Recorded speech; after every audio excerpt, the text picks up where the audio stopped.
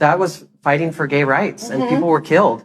Nobody was killed at Stonewall. Nobody was killed. If you're a fan of All Stars 3, regardless of when you tuned into the fandom, this is the perfect video for you. I'm going to be diving into the factors that played in as the world of drag found out that there would be a third All Star season in production. And ultimately, I'll go through how all of this would end up playing out in the competition. But before we start, alright, so let's talk about something that always becomes relevant the second you start watching international Drag Race seasons. That's why this video is sponsored by NordVPN. If you've ever seen people online talking about a season that isn't available in your country yet, you already know how frustrating geo-blocks can be. That's where NordVPN comes in. With just a single click, NordVPN lets you switch your virtual location, which means you can access different streaming libraries from around the world. So whether it's international versions of Drag Race, early releases, or just shows that aren't available where you are, it opens things up in a way that actually feels seamless. But I don't just use it for streaming. NordVPN encrypts your connection, which adds a layer of protection when you're browsing, working, or even just doom scrolling on social media. If you want to try it out, you can get a great deal right now with a massive discount on a 2-year plan, plus extra months added for free. And there's also a 30-day money-back guarantee, so you can test it completely risk-free. Just head over to nordvpn.com/GreenGay to grab the offer. I truly mean when I say that if you don't have a VPN currently, this is your sign to get it. Now, let's begin. In late October 2017, the official cast of All Stars 3 was announced, featuring 9 queens that spanned from season 1 to season 9 of RuPaul's Drag Race. This was the amalgamation of almost a decade of work from producers, contestants, and a fan base that was able to help nurture this growing ecosystem that allowed for there to be a platform like All Stars in the first place. This wasn't just another season. It was a historical achievement for the franchise as a whole, one that held a lot of weight. But why did it matter so much? Well, think of it this way. From a behind the scenes perspective, production was shifting very quickly and towards a very specific direction. From 2009 to 2016, the main network of the franchise fell under Logo TV. 2017 would change this when, as soon as season 9 was announced, they took the opportunity to rebrand themselves and announce to the public that Drag Race had a new network, and it would now fall under VH1. This was another big deal. Already, it came with a huge boost in quality. Season 9 became the first edition of the series to be filmed in fully HD. The production had gone up, and with that, they began exploring the elements of the franchise that was turning it into such a success. It's no surprise that as soon as VH1 got a hold of things, they weren't afraid of throwing a bunch of money at World of Wonder to get them to produce not just higher scale main seasons, but also the complete revival of the All Stars franchise. While All Stars 2 had already done this in 2016 with the introduction of the brand new format where contestants eliminated each other, Logo TV hadn't yet fully capitalized on it yet. This caused an assumption with the fan base that since between All Stars 1 and All Stars 2 there was a total of 4 years between them, that this would be the case moving forward.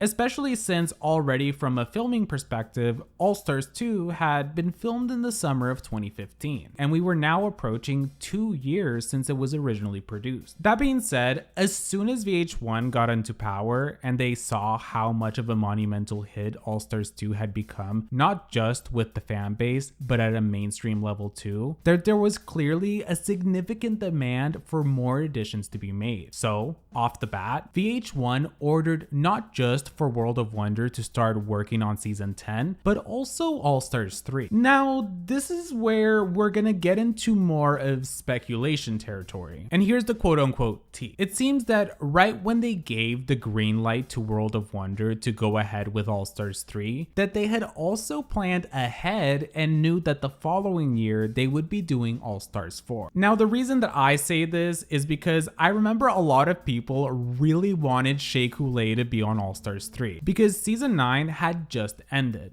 and she was viewed as the premier robbed queen of the franchise. Yet Shea was already thinking about the bigger picture. Let me explain. Well, I was not able to find the video, so you'll have to trust me on this or just take it as a rumor, but during the summer of 2017, when early rumors were spreading regarding the casting of All Stars 3, Shea Coulee ended up saying at a random club she was booked at that she was in fact reached out to for All Stars 3, but ended up rejecting the invitation because she had already been informed that the following year, World of Wonder was gonna be making All Stars 4. So she figured it would be better for her to have a little bit more time to evolve. Now, this was filmed by someone in the crowd and it was posted on Reddit, but I could not find it, so if you have a link to it, please let me know. Obviously, Shea did not go on to compete on All Stars 4 either. But the reason I say this anecdote is because even back then, in the early summer of 2017, before All Stars 3 had even been filmed, it was clear that World of Wonder already was getting the go-ahead from VH1 to lock into their All Stars franchise and start to deliver on the amount of demand that had risen in the fan base. Which made sense. The format of the top two queens picking the lipstick of who goes home each episode really elevated the competition. It created a sense of tension that was unlike what we were seeing in the main series. And now there was a major network making sure that the franchise had the funds to be able to make this. Regardless, back to the topic at hand, in terms of putting the cast together for All Stars 3, it was pretty even.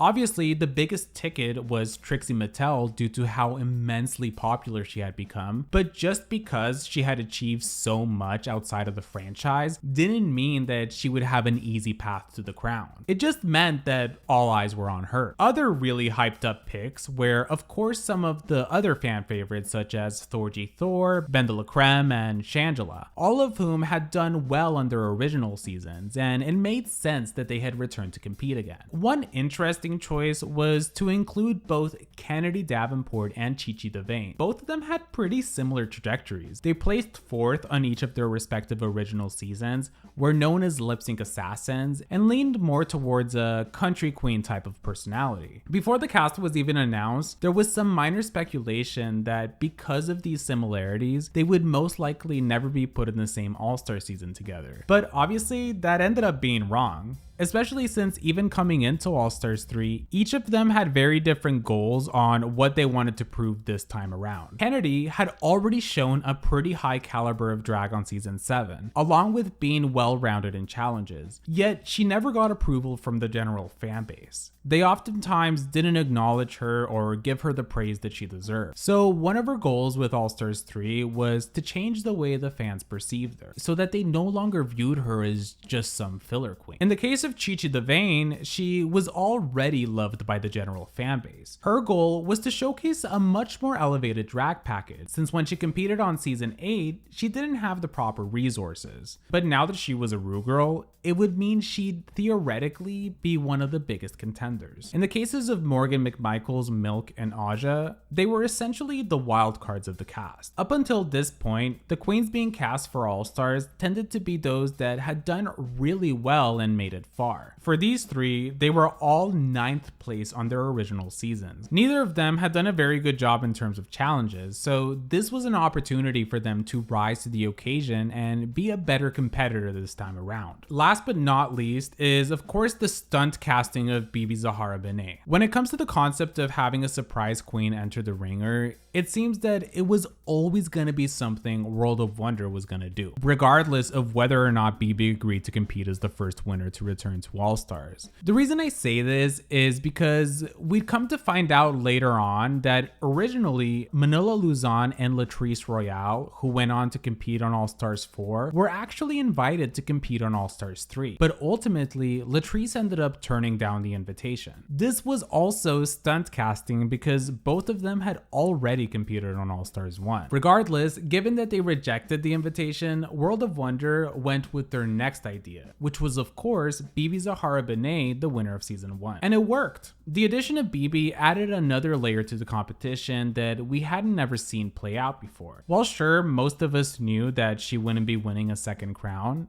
it was still nice to see someone from one of the least watched editions of the main franchise be able to come back to the platform that now had expanded in popularity. All that being said, there was no doubt that we had a stellar cast on our hands. With that, the very first true taste we got was when in October 2017, World of Wonder officially posted the first promotional pictures of the cast. They only featured 9 queens, because production decided that they would try to keep BB's spot in the season a secret, so that the audience could be surprised when they tuned in.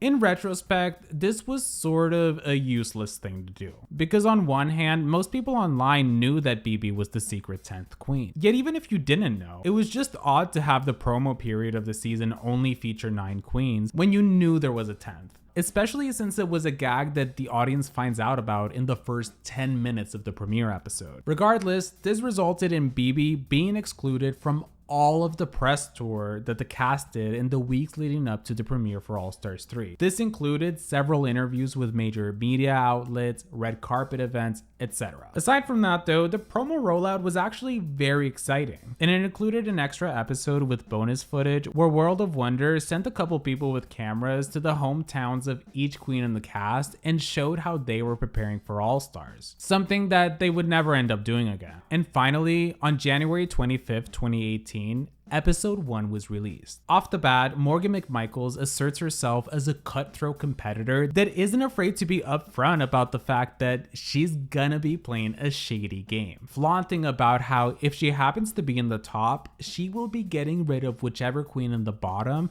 is her biggest competition. This would end up backfiring hard on her, but we'll get into the details of that in just a second. Most of the queens at this point were all super confident in thinking that they truly had a chance at the crown, but it doesn't take long before people start to get in their heads. The first challenge is announced as a talent show, the second one to ever take place in the franchise history. It was pretty well received. Some really good standouts from this episode include Aja's number, where it climaxes in her jumping from a big box into a dip, Ben de la Creme's campy burlesque, and Kennedy Davenport's routine, which honestly should get a lot more praise, because straight up, I would have made sure Kennedy was in the top 2 for this week. On episode 2, we get to the VH1 Divas Live, which was fitting. It felt like one of those challenges that are actually specific to the events happening around that time period, because now that the franchise was under VH1, they decided to reference the VH1 Divas Live show that was a yearly thing that ran from 1998 to 2004 and featured a lot of prominent pop culture figures. All of the queens did a pretty good job. However, it was clear that some roles had segments that were a lot more entertaining and were clear climaxes of the challenge, which provided some of the contestants sort of with an advantage off the bat, since it was clear that it would end up as one of the highlights of the night. That's why Thorgy Thor was calling this out even before they went out to learn the choreo, because since she got Stevie Nicks, she was a lot more limited to what she could do. But if we're being honest,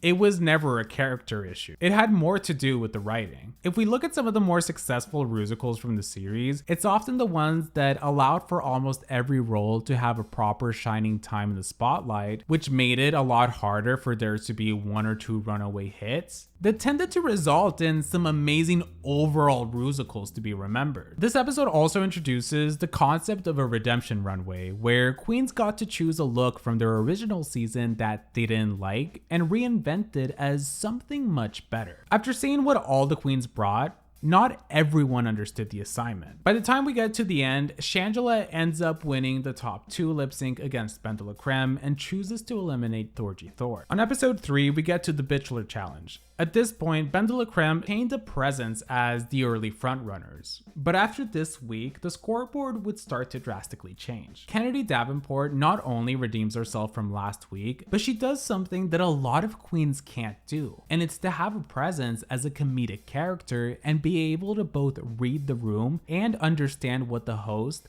in this case RuPaul, is going to be laughing at and finding funny. Kennedy was often seen as this pageant queen with a very closed perspective on what was good or bad in a competition. Yet, despite coming from a very traditional drag background, It made it all the more surprising that she was so consistent in flourishing in comedy challenges, which are skills that she had brought all the way back in season 7. This episode showcases the social hierarchy and tension that existed between these queens, because outside of this competition, they were all peers trying to get opportunities in the same area. That's why Milk starts to be seen as someone that was boastful of what she had been able to do since her debut on RuPaul's Drag Race, and wasn't shy to say things like her finding Kennedy's drag to be more boring compared to that of Thorgy Thor. It's what makes it all the more dramatic when, by the end of the episode, Kennedy Davenport would win the top 2 lip sync against Ben de la Creme and chose to eliminate Milk. By episode 4, we get to the Snatch Game. We then realize that Ben de la Creme is quite literally just good at everything, with her doing a very good job with her character. And it's actually a really evenly matched episode in terms of looks, with all the queens delivering. That being said, the top 2 ends in a lip sync tie between Ben de la Creme and Shangela, with both of them choosing to eliminate Chi Chi the Vane. Once we get to episode 5, titled The Pop Art Ball, there are now 6 queens left in the competition. Only this was another design challenge, so chances were, if you weren't a seamstress, you would be in big danger of ending up in the bottom, as was the case for Shangela. On the other hand, Aja was super confident while preparing her look for the runway because she had experience sewing, so she knew how to whip something together. Ben, on the other hand, was an expert hot glue gun girl, and Trixie was determined to try to redeem herself. Once we get to the runway, even though Aja served a really well-constructed garment that both the queens in the competition and the fans at home thought was beautiful, the judges did not like it, to the point that Aja was placed in the bottom 2 against Shangela. On the brighter side, the top 2 ended up being Trixie Mattel and Bibi Zahara Benet, both of whom officially won their very first challenge of the season. This was a really big deal for Trixie because she was seen as a mega frontrunner going into the competition, and considering she hadn't won